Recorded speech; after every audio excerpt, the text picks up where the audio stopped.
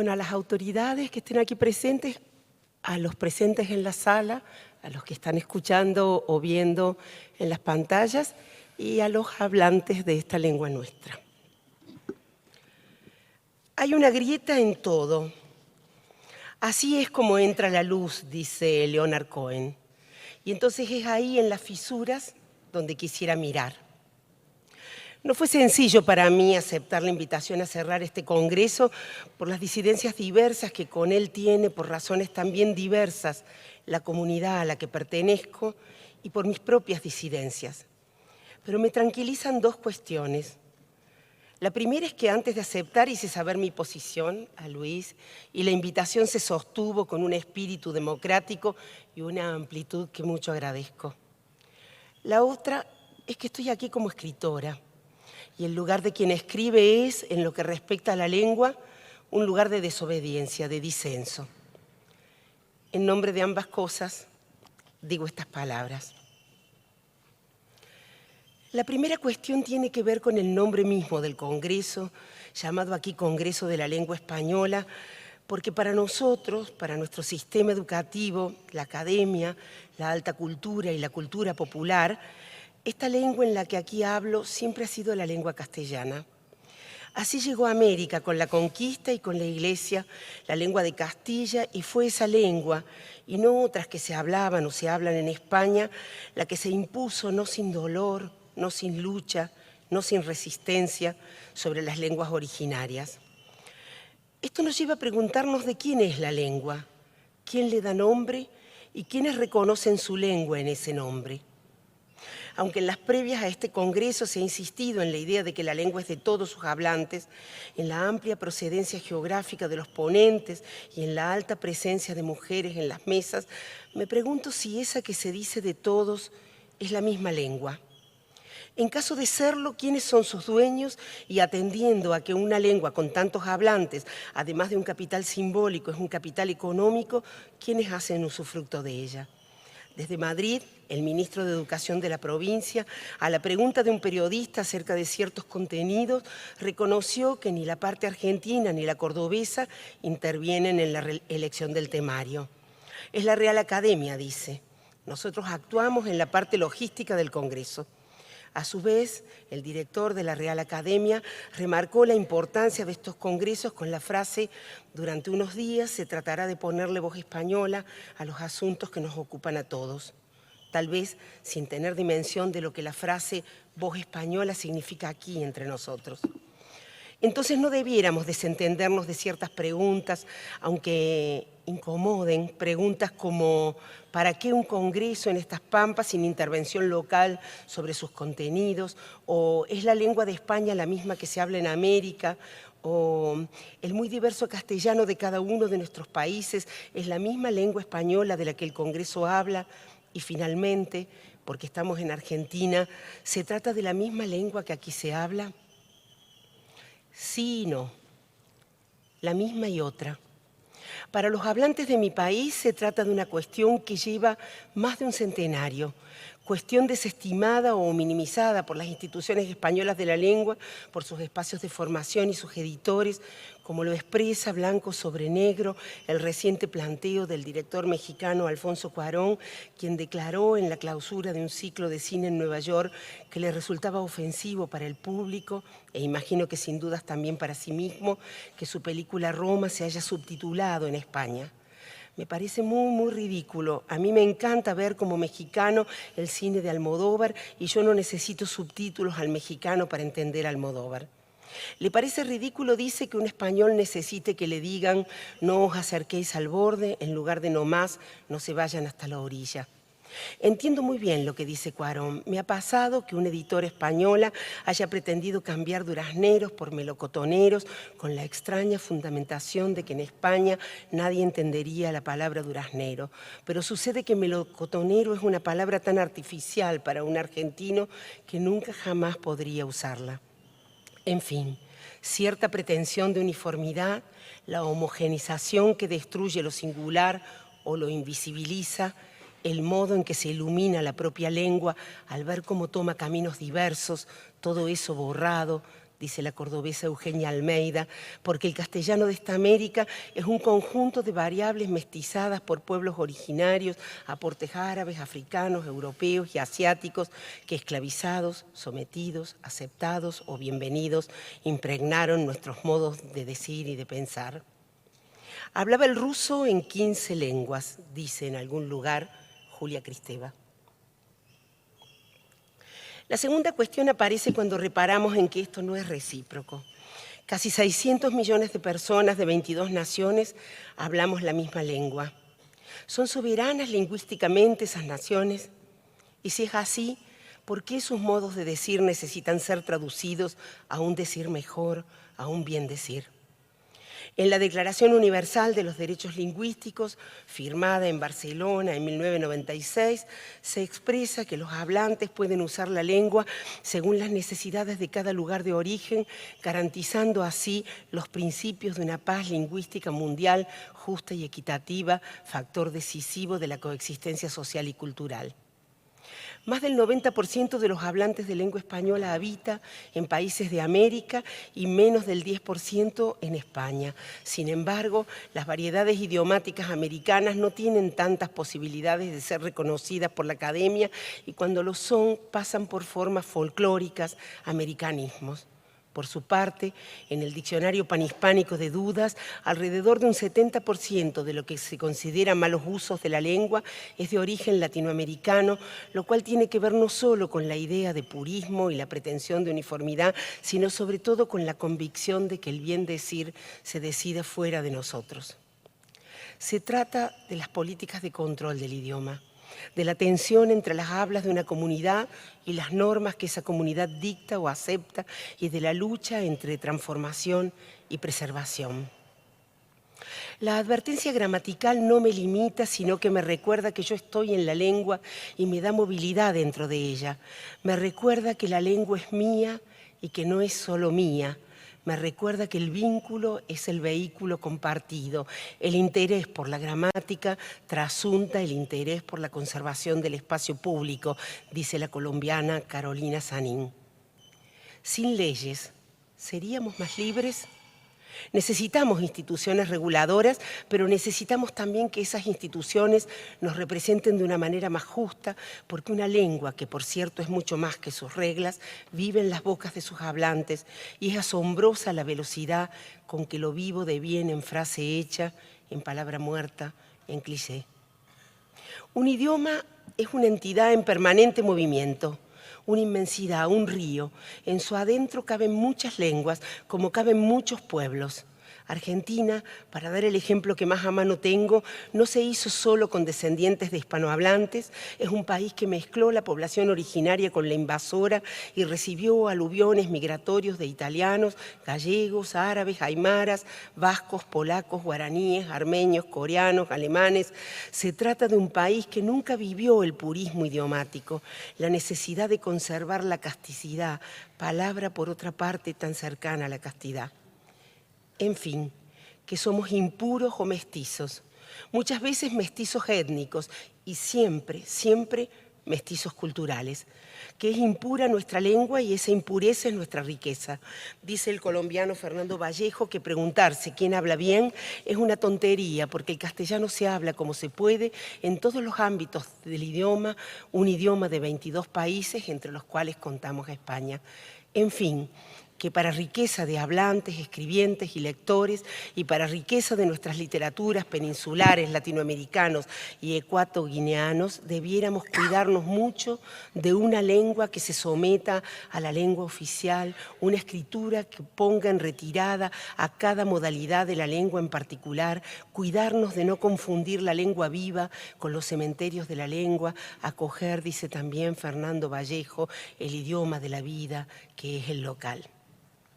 Hasta acá, un poco distraídos, podríamos pensar que se trata de diferencias de habla, de lo singular que se aleja de ciertas normas, de ciertos corrales, cierta legislación que va y viene desde una región a otra, pero por cierto que no se trata de un camino de ida y vuelta entre modos diversos de usar la lengua, sino de una corriente que va o pretende ir desde la antigua metrópoli hacia sus dominios de antaño y nunca de modo inverso.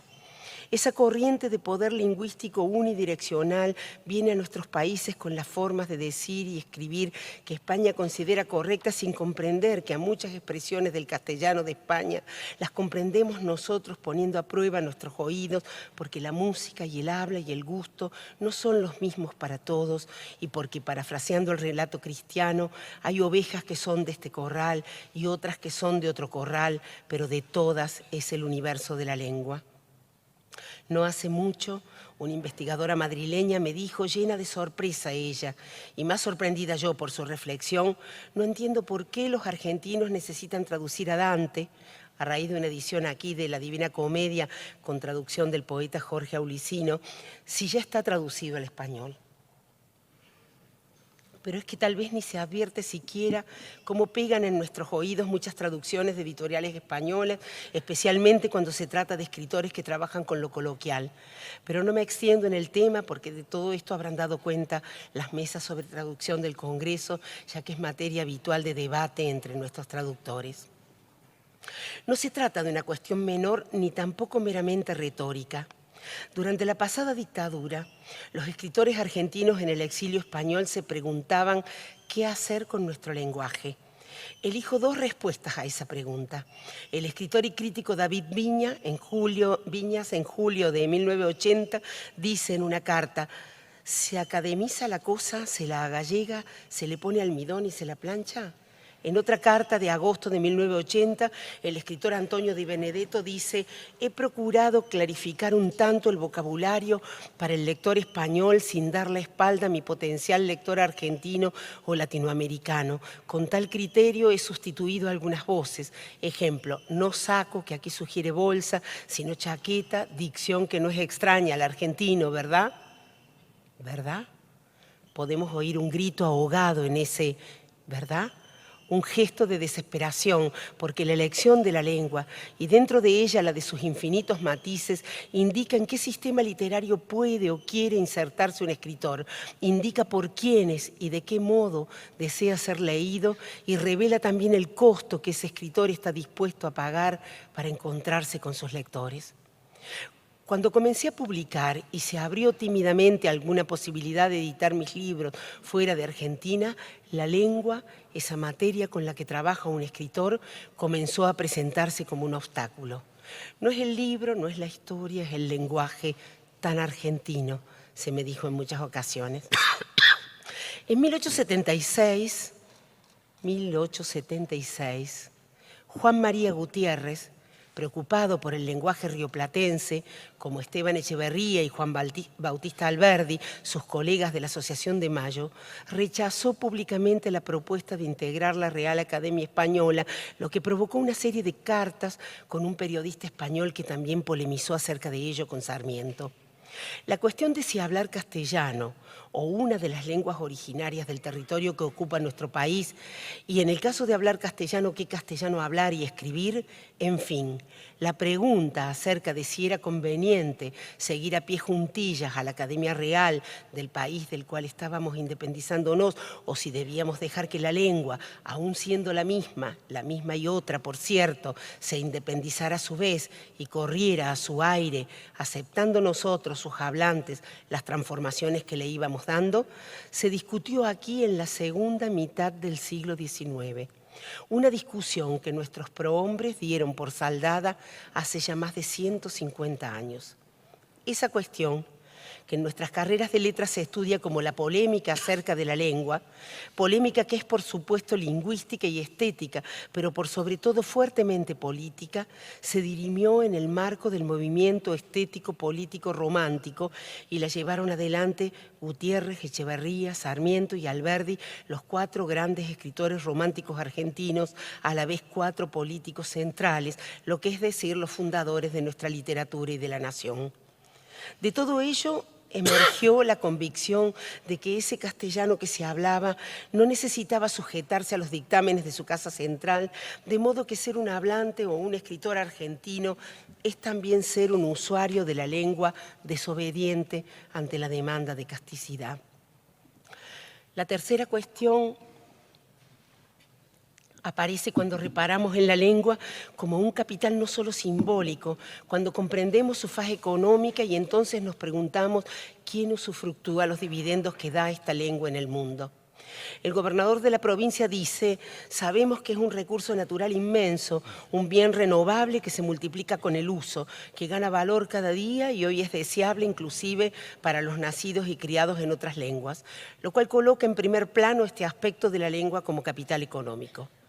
A la hora de certificar internacionalmente los cursos de aprendizaje como lengua extranjera, las jornadas internacionales para profesores de español, como suelen llamarse, quién certifica, quién obtiene los dividendos de esas acciones, se distribuyen esos dividendos entre los diversos países en que se habla castellano o se trata de un recurso que le pertenece mayoritariamente a instituciones españolas.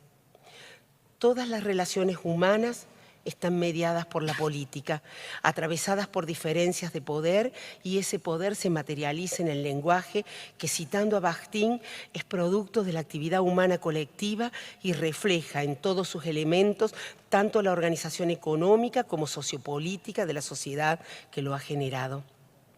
La búsqueda de uniformidad, el paso de un rasero que aplane las particularidades de nuestros castellanos va en consonancia con la persecución de un mayor rendimiento económico, con que libros, películas y series, publicaciones en papel o digitales, cursos de enseñanza y literatura destinada a niños y jóvenes sirvan para la mayor cantidad posible de usuarios.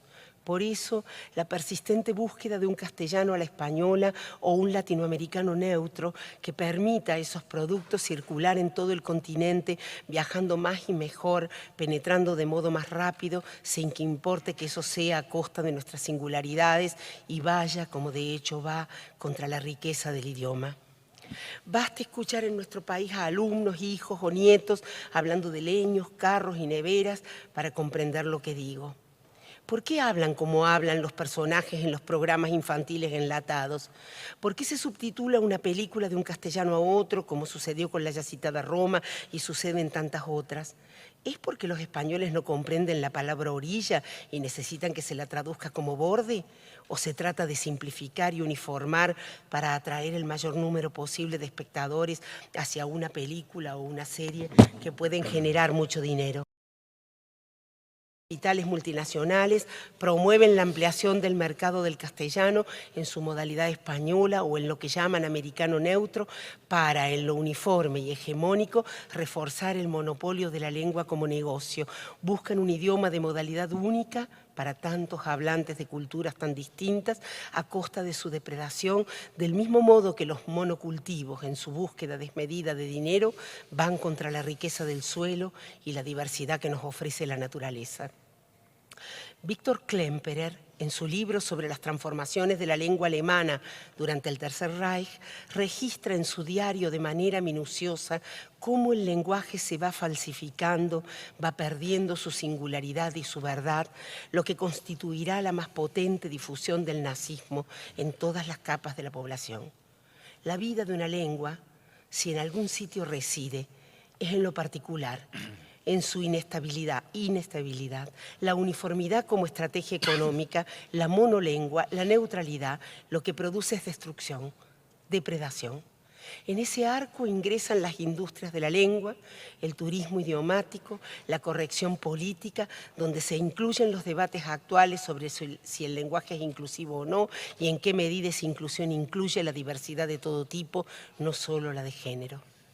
Pero volvamos a nuestra resistencia ante la demanda de uniformidad en los modos de decir, ya que el pensamiento se construye en y con el lenguaje a través del cual se manifiesta, podríamos avanzar un paso en nuestro razonamiento y decir que se trata en realidad de una demanda de uniformidad, no solo en los modos de decir, sino también en los modos de pensar.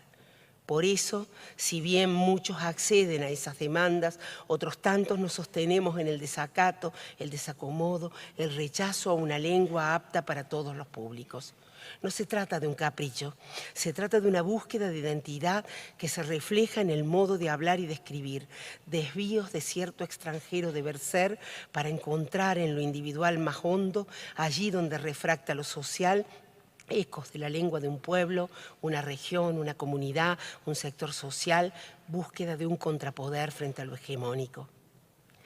Se dice que la lengua no es de las instituciones, sino de los hablantes, y aunque así es, en lo que hace al uso cotidiano, no parece suceder lo mismo en el aprovechamiento económico que una lengua provee, porque sin dudas no es mayoritariamente el castellano argentino, ni el mexicano, ni el peruano, ni el boliviano el que se comercializa en la enseñanza internacional del idioma, en las pruebas de aptitud, sino la modalidad española que por la vía del país que la lleva a la práctica se beneficia con esos recursos. La falta de políticas públicas sobre este asunto vuelve vulnerables a los individuos, a las culturas y a la identidad de nuestros países. Sin duda, el Estado español encuentra en la extensa difusión de esta lengua en Latinoamérica una posibilidad muy fértil de desarrollo económico y perder ese control, aceptar su deshomogenización, comprender y respetar las libertades de un territorio donde vive el 90% de sus hablantes sería perder ingresos. Pero nuestra lengua, al igual que nuestros recursos naturales, no puede medirse solo en términos económicos porque se trata de una construcción colectiva que es necesario sostener cuidando los derechos lingüísticos de la comunidad y de sus individuos. Todo esto es también responsabilidad del Estado, de cada uno de los estados, de nuestros estados, cuyo rol debe ser activo, instrumentando políticas que defiendan y promuevan esos derechos, los que se refieren a las variedades del castellano y los que se refieren a las lenguas de nuestros pueblos originarios. En territorio argentino hay más de 19 lenguas, aymara, huarpe, huichí, mapuzungún, com, quechua, pigalá, guaraní, entre otras, que lograron sobrevivir no sin resistencia, no sin persistencia, desde que el rey Carlos II prohibió por decreto el uso de las lenguas nativas, lo que nos demuestra una vez más que leer y escribir son instrumentos de poder. Entre letra y letra hay un confesionario, entre palabra y palabra un mandamiento, y más allá del margen de la hoja que se lee, bulle una Babel pagana en voces deslenguadas y legibles, constantemente prófugas del sentido, dice el chileno Pedro Lemebel. Tal vez no muchos ciudadanos argentinos saben que en nuestro país hay 3.000 escuelas bilingües, donde concurren niños de 32 pueblos originarios y trabajan o trabajaban hasta el anterior gobierno nacional, según palabras de la escritora Sandra Comino, partícipe del ahora vaciado Plan Nacional de Lectura, 1.800 educadores, docentes auxiliares en lengua y cultura aborigen. La cuarta cuestión, el lenguaje inclusivo. El Congreso de la Lengua se ocupará del presente del español, pero no discutirá sobre el lenguaje inclusivo, han dicho a la prensa con total firmeza las autoridades de la academia. Tendremos participación igualitaria entre varones y mujeres, se dijo. Y es verdad, pero yo no puedo dejar de preguntarme si habrá habido mujeres y en qué proporción en las decisiones de contenido. Desconozco si la Academia y el Instituto tienen mujeres en sus directorios, pero si las tienen, ellas no han dado sus opiniones a la prensa. Se dijo que hay 250 ponentes de 32 países. 250 ponentes y ni una sola mesa de discusión sobre un tema como es la inclusión de género vivamente presente en la agenda actual, tanto de América Latina como de España. El lenguaje inclusivo nos pone, quiero agregar que nunca nada es tan visible como cuando no está. El lenguaje inclusivo nos pone delante de la carga ideológica de la lengua que habitualmente nos es invisible. Claro que compartimos la lengua y claro que ella no es de nadie, ni siquiera de las buenas causas. Claro que corremos riesgos de que el lenguaje inclusivo se vuelva pura corrección política. Claro que no sabemos qué pasará con la literatura, ni si es posible escribir en lenguaje inclusivo de un modo lo suficientemente cargado de ambigüedad como para conservar la función poética del lenguaje de un modo que además de hacernos pensar, nos conmueva, nos emocione, nos complejice. Claro que no sabemos, y menos puedo saber yo, ¿qué sucederá en el largo plazo si ese lenguaje que viene a irrumpir se estabilizará en la lengua? Y en tal caso, ¿de qué modo? Si ingresará y de qué manera a nuestras literaturas. Pero sabemos de su uso y expansión en ciertos sectores sociales, especialmente urbanos y en jóvenes de cualquier género, y vemos cómo impregna y permea los usos públicos, periodísticos y políticos, y entonces resulta asombroso que no se haya incluido siquiera una mesa de discusión sobre algo que está moviendo los cimientos de nuestras sociedades. En la lengua se libran batallas, se disputan sentidos, se consolida lo ganado y los nuevos modos de nombrar, estos que aparecen con tanta virulencia, vuelven visibles los patrones de comportamiento social. Palabras o expresiones que llegan para decir algo nuevo o para decir de otro modo algo viejo, porque el lenguaje no es neutro, refleja la sociedad de la que formamos parte y se defiende marcando, haciendo evidente que los valores de unos, rasgos de clase o geográficos o de género o de edad, no son los valores de todos. Algo que no existía comienza a ser nombrado. Algo que ya existía quiere nombrarse de otro modo. Verdadera revolución de la que no conocemos sus alcances, ni hasta dónde irá, ni si abarcará un día a la mayor parte de la sociedad, a sus diversas regiones, a las formas menos urbanas de nuestra lengua y a todos sus sectores sociales. No podemos prever su punto de llegada, pero sí sabemos que está entre nosotros de un modo tal que no podemos obviar. Lo que queda claro, lo insoslayable, es que se trata de una cuestión política, de que la lengua responde a la sociedad en la que vive, al momento histórico que transitan sus hablantes, porque como dice también Víctor Klemperer, el espíritu de una época se define por su lengua. El asunto entonces es cómo se las ingeniará la lengua para conservar un territorio común entre sus hablantes, para seguir siendo en su diversidad, sus diferencias y su riqueza, un lugar de reunión, para usar el nombre de un libro y de un poema de nuestro Alejandro Nicotra. La lengua es mía, pero no solo mía. Entonces cada uno de nosotros es dueño de la lengua siempre que tenga la conciencia suficiente como para advertir su componente social. Este código compartido, este contrato entre hablantes, esta libertad tiene siempre por límite el deseo de ser comprendidos, porque no hablamos solos ni para nosotros, sino para comunicarnos con otros. Ante esa complejidad solo caben la diversidad y la flexibilidad. Por otra parte, la lengua nos da todo el tiempo muestras de saber transformarse sin destruirse. Y finalmente, sacudir el lenguaje es, en palabras de Althusser, una forma, entre otras, de práctica política. Otra cuestión, el castellano como lengua de las ciencias y del conocimiento. El posicionamiento del castellano como lengua científica y filosófica nos lleva a la disputa ante el inglés como lengua dominante, a entrar en diálogo y tensión con otras lenguas y contra la imposición de una lengua única para el universo científico. En fin, que el mismo razonamiento sostenido en defensa de las variables americanas del castellano ante su variante oficial se aplicaría en este campo de disputa en el que nuestro idioma está en condición de minoría con respecto a la lengua oficial de las ciencias, el inglés como lengua única. Cito, una tarea de principal importancia es la recuperación del castellano como lengua del saber, lo que no equivale a promover un provincianismo autoclausurado y estéril, sino un universalismo en castellano que se acompaña con el aprendizaje de muchas otras lenguas para acceder a todas las culturas y entrar en interlocución con ellas contra la imposición de una lengua única.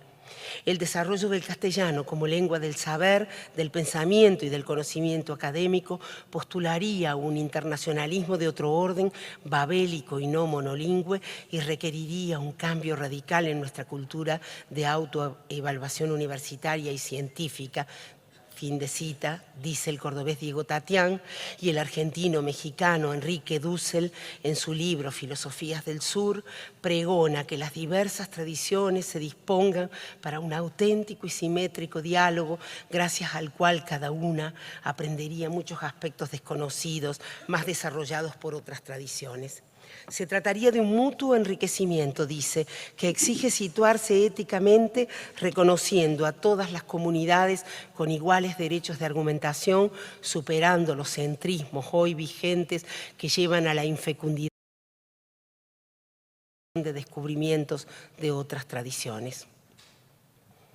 La amenaza de una lengua de comunicación única es muy real. Contra esa amenaza es necesario que cada uno hable su lengua y más de una lengua, dice Bárbara Cassin. Lugar común la lengua y el pensamiento, donde lo común no aspira a lo uniforme, lo aceptado por todos ni lo ya dado, sino a un territorio que, abrigando las singularidades, permite encontrar en un tesoro acumulado por generaciones de escribientes y de hablantes las palabras que nos permitan abrir la historia, decir cosas nuevas y a la vez reconocer la radical igualdad de los seres humanos. Para ir cerrando, el lenguaje da acogida a la experiencia de los hombres. Nos promete que lo que se ha experimentado no desaparecerá del todo, dice John Berger. Una novela, un cuento, un poema, dice también él, usan los mismos materiales que el informe anual de una corporación multinacional.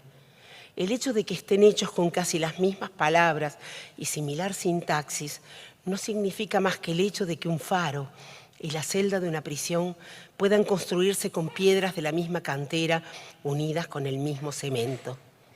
En fin, que casi todo depende del modo en que se articulan las palabras, el modo en el que cada uno de nosotros se vincula con el lenguaje como lugar de reunión, en el convencimiento de que él es, además de instrumento práctico, vehículo de expresión de la subjetividad de un individuo y de una sociedad, tesoro fecundado por múltiples desvíos e innovaciones, sostenido por generaciones de hablantes y escribientes como motor de creación, factor de mutación, de transformación, para dar testimonio de lo vivido e imaginado, de la ligazón con lo sagrado, la celebración de lo acontecido y el lamento por lo perdido. En fin, para construir memoria e historia. Entre lo personal y lo político, lo privado y lo público, lo individual y lo colectivo, crece esta lengua nuestra, para que su energía no se pierda, para que eso que habita en ella y es fácilmente corrompible no pierda su música, nervio o alma, la diversidad puesta a vivir en nuestras bocas.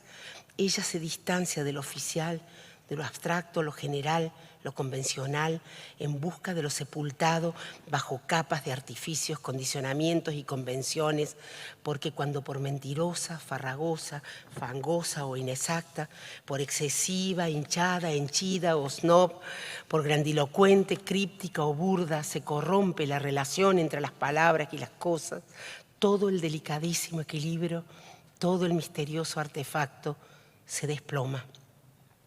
La homogenización a través de una lengua, la búsqueda de una lengua de nadie, producto del capitalismo, dice Bárbara Cassin, y nos advierte sobre la amenaza de un lenguaje único para la comunicación. Necesitamos diversidad en las lenguas, como parte de la diversidad de los ciudadanos. Cada palabra es el resultado de una historia y de una serie de representaciones, pero solo adquiere su significado que designa una cosa y no otra en su diferencia con otras palabras de la misma lengua. Cada lengua tiene su forma de inventar, de inventariar, de describir, de concebir, de comprender. Una lengua es una energía y se inventa todo el tiempo. Sabemos que las leyes son necesarias para sistematizar la lengua y enseñarla a las siguientes generaciones.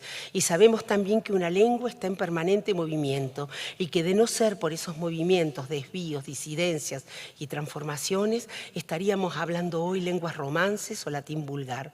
De hecho, el castellano comenzó desobedeciendo, como lo muestran las glosas emilianenses, esas anotaciones al margen en un códice escrito en latín que en el siglo X u XI algún monje hizo para aclarar algún pasaje. Anotaciones en un modo de decir en el que ya hablaba el pueblo, pero que todavía no había pasado a su forma escrita. En fin, que en una lengua cabe un mundo y en ese mundo caben los disensos y las luchas. Digo esto sabiendo del lugar en el que estoy, deseando profundamente que unos y otros de aquí o de allá podamos volvernos más y más conscientes de que la uniformidad no es el camino para que la lengua que compartimos se mantenga viva. Pienso entonces en congresos de la lengua donde el país receptor intervenga activamente en los contenidos, en un congreso que revise su nombre, un congreso donde se discutan los beneficios económicos de la enseñanza de castellano en el mundo y donde no se vuelva costumbre traducir en un país el castellano de otro país, porque si hay riqueza en esta lengua nuestra, esa riqueza no está en la rigidez, sino en la posibilidad de aceptar la potencia de lo diverso y de lo múltiple, la riqueza del permanente movimiento, conocimiento, como sin ir más lejos han hecho los hablantes de lengua inglesa, donde la estandarización proviene de la literatura, los medios y el uso en sus distintos modos de hablarlo y escribirlo. Necesitamos oírnos en nuestras semejanzas y nuestras diferencias, en los múltiples meandros que ofrece este idioma nuestro, en el que Cervantes y Rulfo, Sor Juana, García Márquez, Gabriela Mistral y Roa Basto, Teresa de Ávila, Luis de Góngora, Elvira Orfei, José Donoso, César Vallejo, Quevedo, Borges, Blanca Varela y Juana Castro, Gil de Viedma, Lemebel, Lugones, Arguedas, Watanabe, Sara Gallardo, Ionetti, Humberto Acabal, Arlt, Saer y Rosario Castellanos, entre tantos otros, abrieron con mano de seda y de hierro los intersticios de la lengua que de mil maneras les había sido impuesta para poder decir lo que aún no se había dicho. Alfabetizando a población chiriguana en la frontera salteña, nuestra educadora María Saleme entendió que no servían las cartillas hechas en Buenos Aires, que tenía que empezar por la palabra agua, porque el chiriguano es hombre de río. Y cuando lo hizo en los valles calchaquíes, descubrió que la palabra nudo no era agua, sino tierra. Adrián Bravi, escritor argentino de lengua italiana, en un libro que se llama La gelosía de la lengua, cuenta acerca de una tía que emigró a Argentina en un barco en el que faltó agua potable y donde murieron casi todos los niños de brazos.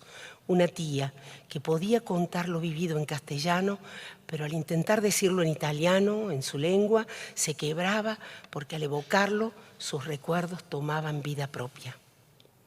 ¿Es borde la palabra o es orilla? ¿O es canto, o línea, o costa, o ribera, o margen? Cada uno tiene sus razones para decir de uno u otro modo, porque la lengua es mía, pero no solamente mía.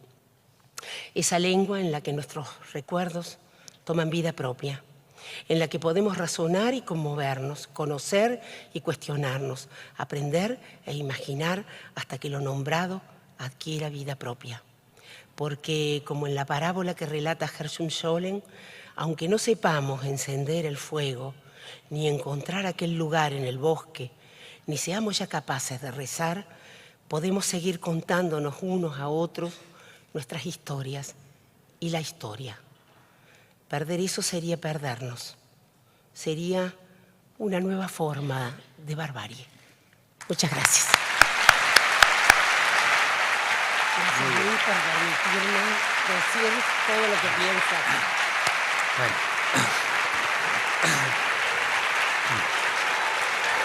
Gracias. Muchas gracias. Gracias, muchas gracias. Muchas gracias. Gracias.